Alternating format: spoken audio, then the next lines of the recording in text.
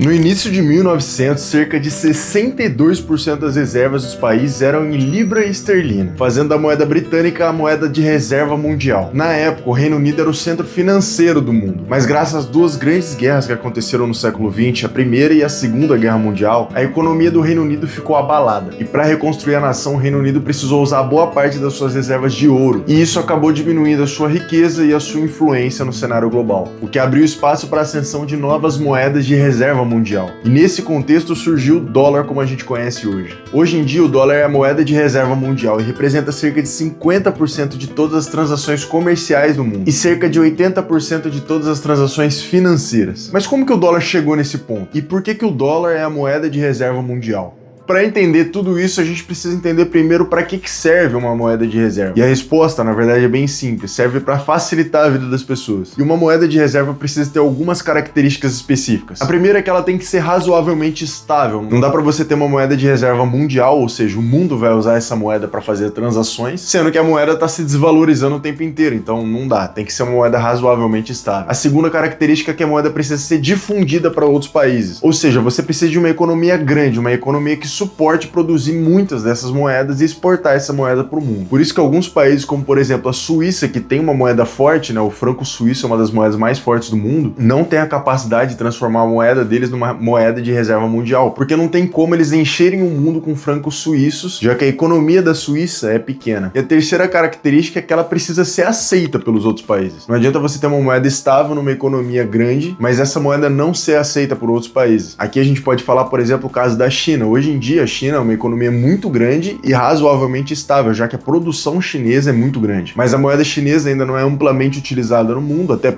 porque o dólar é primeiramente a moeda utilizada, mas também porque os países são conservadores, no sentido de se eles usavam o dólar até então, não tem motivo para eles deixarem de usar o dólar. Então mesmo que a moeda tenha a capacidade de se tornar uma moeda de reserva, não necessariamente ela vai se tornar. E antes, no começo do vídeo, como eu falei, a moeda de reserva era a libra esterlina. Em 1940, por exemplo, a maior parte das reservas cambiais do mundo possuíam a libra esterlina. Essa moeda representava quase 70% das reservas cambiais. Só que em 1960 o dólar americano já tinha se tornado a moeda mais presente nas reservas dos países, com mais de 60% de participação, enquanto a libra esterlina tinha 35%. E agora em 2020, para você ter uma noção, o gráfico tá assim. O dólar manteve sua participação em torno de 60%, enquanto a libra beira os 5%. E nesse meio tempo, com a criação da União Europeia, o euro surgiu e conquistou um espaço até que razoável ali, de 20% de participação. Então o que levou o declínio da libra foram as guerras mundiais, que afetaram diretamente o Reino Unido. Enquanto isso, os Estados Unidos estavam de boa, fazendo uns filmes lá de Hollywood, bebendo uma cerveja, fazendo um churrasquinho. A guerra não chegou até o continente americano, né? Então eles estavam bem tranquilos. E o que aconteceu depois da guerra foi um acordo, chamado Acordo de Bretton Woods. Nesse acordo foi negociado que para a construção da Europa de forma sustentável, o dólar seria a moeda de reserva mundial e o dólar seria lastreado no ouro, enquanto todas as outras moedas do mundo seriam lastreadas no dólar. E a paridade do dólar com ouro era de 35 dólares para uma onça Troy, que é uma medida utilizada mundialmente para o ouro. E na época isso foi feito porque além dos Estados Unidos já ter uma economia grande, eles tinham 70% das reservas mundiais de ouro. Isso porque durante a guerra os Estados Unidos vendeu maquinário, armamento, munição para os países da Europa. E em troca desses equipamentos, esses países davam ouro para os Estados Unidos, ou seja, eles compravam com ouro esses equipamentos. De acordo com levantamentos do Banco Mundial, as reservas de ouro dos Estados Unidos dobraram de 1900 até 1913. Dobraram de novo de 1913 até 1933 e quadruplicaram de 1933 até 1941. E isso tudo a gente consegue ver nesse gráfico aqui na linha azul, que dá para ver claramente o crescimento das reservas de ouro dos Estados Unidos. Então, por conta desses aspectos, fazia total sentido você dar para os Estados Unidos o poder da paridade com ouro e para os outros países a paridade com o dólar. E isso, como você deve imaginar, deu uma vantagem absurda para a economia americana, já que agora todo mundo dependia do dólar. A demanda do dólar sempre iria existir. Só que como o mundo não é mil maravilhas, a economia é uma gambiarra do caralho.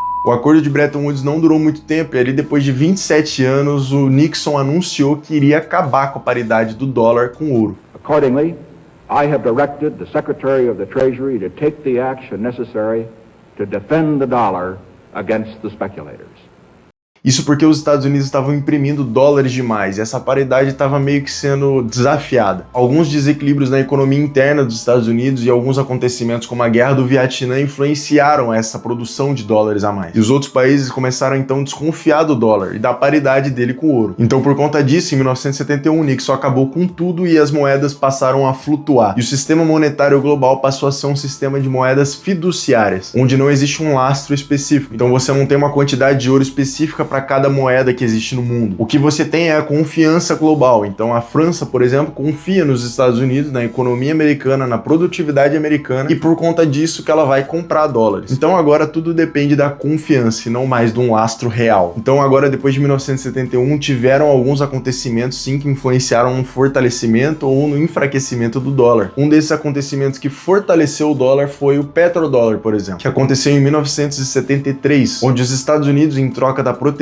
dos países da OPEP, que são os principais exportadores de petróleo do mundo, negociou que teria todo o petróleo do mundo vendido em dólares. E como todos os países do mundo precisam do petróleo, então a demanda por dólar continuaria existindo, mesmo depois do fim de Bretton Woods. Mas claro que também tiveram alguns acontecimentos que diminuíram a possível demanda pelo dólar. Um deles, por exemplo, foi a criação da União Europeia. Com a criação da União Europeia surgiu um novo competidor no cenário global, que é o euro. E o euro é uma moeda forte, já que é a união de várias economias europeias. E isso dá confiança aos países de comprarem o euro, já que, bom, tem muitos países ali segurando a força dessa moeda. Só que, como eu acho que você já percebeu nesse vídeo aqui, a força do dólar ela não é infinita. Não é que sempre foi assim ou sempre vai ser assim. Assim como a libra esterlina já foi, pode chegar algum momento que o dólar não vai ser mais a moeda de reserva mundial. E aparentemente a gente tá vendo um declínio do dólar hoje em dia. O que acontece é que, por natureza, ser a moeda de reserva mundial exige que você exporte mais a sua moeda do que importe. Então você tem um déficit crônico nas contas correntes do país, já que o mundo precisa de dólares para transacionar entre si. Então, por exemplo, um país aleatório como a Índia, para fazer comércio com o Brasil, precisa de dólares para fazer isso. E se não tiver dólares no mercado global, não tem como essa transação acontecer. Então, por natureza, os Estados Unidos precisam exportar mais dólares do que receber. Só que o que acontece é que essa demanda teoricamente infinita pelo dólar causa um desincentivo na produção dos Estados Unidos. E é exatamente isso que o Trump está tentando resolver por meio das tarifas hoje. Ele está tentando tarifar todas as produções que são externas aos Estados Unidos para trazer de volta as produções para o solo americano. Já que, como eu falei antes no vídeo, não tem como você manter uma moeda de reserva mundial sem você ter a confiança dos outros países de que essa moeda funciona, de que essa moeda é forte, está estabelecida. E hoje em dia, grande parte dessa confiança é por meio da produtividade, já que não existe mais o lastro no ouro ou qualquer outro metal precioso. Então, se o país está com uma produtividade muito abaixo do que a moeda dele reflete, isso pode significar que esse país não tem, na verdade, a capacidade de exportar essa moeda do jeito que está exportando. E é isso que está acontecendo hoje no cenário global. Mas de qualquer forma, mesmo com esse cenário, o dólar continua sendo uma moeda extremamente forte e extremamente presente nas transações ao redor do mundo. Então, provavelmente, se esse declínio do dólar continuar e acontecer realmente do dólar não ser mais a moeda de reserva mundial, isso não vai acontecer num prazo tão curto. Se acontecer, pode ser que demore algumas décadas ainda. Então é por isso que o dólar hoje é moeda de reserva mundial. Valeu!